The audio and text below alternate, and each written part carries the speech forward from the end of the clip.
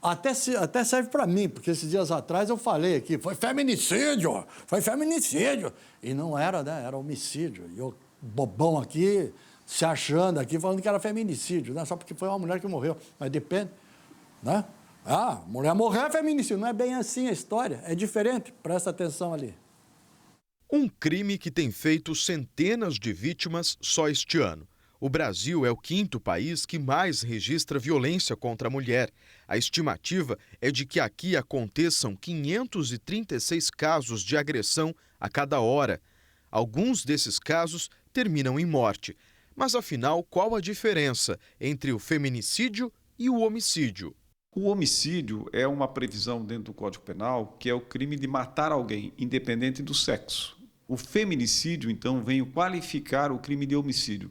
Dentre o parágrafo 2º, os incisos do parágrafo 2º, foi acrescido o inciso 6º, que lá, então, fala do feminicídio, ou seja, vítima, mulher, vítima feminina.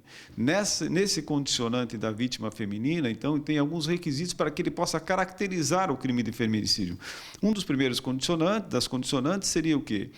Que essa mulher fosse vítima de um crime de morte no seio da convivência dela, ou seja, que ela tivesse um laço, uma vinculação no seio, que seria, como nós chamamos aqui, na intimidade da convivência dela. E esse autor pode ser tanto um companheiro, marido, na relação de pai, irmão, um agregado, no caso um padrasto, um tio, um irmão, enfim. Ela poderia ser vítima nessa condição. E também na questão externa, ou seja, fora daquela convivência familiar ou naquela convivência de intimidade, que seriam as condições da lei da Maria da Penha. Na condição externa, é pelo fato dela ser mulher, sexo feminino. Então, seria a questão dos preconceitos, da questão do ódio mesmo. Então, essa mulher poderia morrer por se tratar de uma mulher. A pena para o crime pode variar de 12 a 30 anos de prisão em regime fechado. Em alguns casos, o feminicídio é agravado por situações ainda mais cruéis. Os agravantes dele, que estariam previstos lá mais à frente no parágrafo 7º do mesmo dispositivo do Código Penal, do artigo 121, que seria a pessoa, no caso vítima feminina de feminicídio, ser morta na presença de ascendente ou descendente. Certo? Ela ter menor de 14 anos ou maior de 60 anos e ainda ter uma deficiência. Ou mesmo se ela estiver gestante ou ela estiver gestado 3 meses após ocorrer esse crime. Então, isso agravaria a pena do autor desse crime de feminicídio. A responsável pela Delegacia da Mulher explica que, na maioria dos casos, o feminicídio está ligado ao término de um relacionamento. A gente não tem um diagnóstico oficial, mas na nossa experiência do dia a dia é perceptível a dificuldade que o homem tem do término da relação. Então, tende os feminicídios a acontecer com aquelas mulheres que decidiram cessar o relacionamento e ele não aceita, né? Porque ele acha que ela é propriedade dele e que se não for dele não será de ninguém.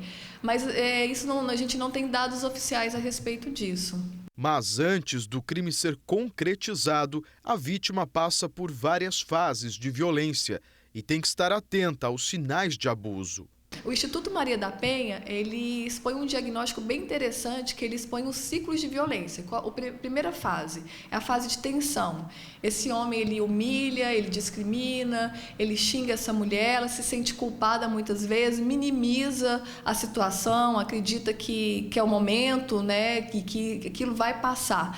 Daí vem a segunda fase, que é a fase da violência. Ele materializa aquilo que ele tem dito, né? E aí, por fim, vem a fase da lua de mel. Depois que ele promove a violência, seja física, psicológica, sexual, ele pede perdão, ele diz arrependido e ela acredita. A melhor forma de combater essa violência é não se calar.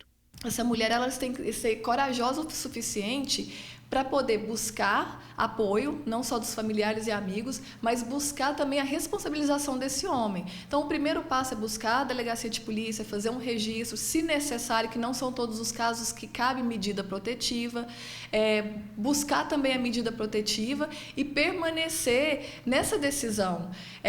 Muitas vezes a gente percebe que a mulher, ela tende a recorrer a esse ciclo de violência, né? E eu costumo dizer, se esse homem fez uma vez, o que vai fazer ele não repetir?